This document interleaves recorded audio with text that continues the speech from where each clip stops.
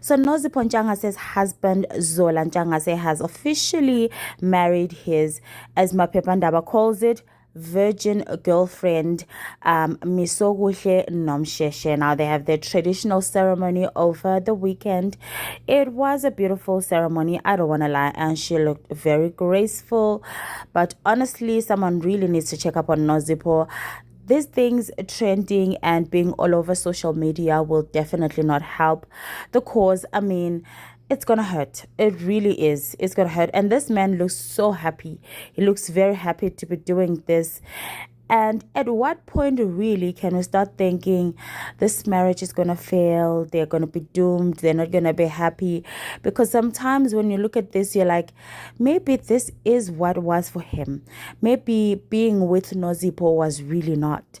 Because when you see someone being happy like this and continuing and being very strong about his beliefs and his devotion to this whole thing, you then start to think maybe his soulmate wasn't Nozipho after all.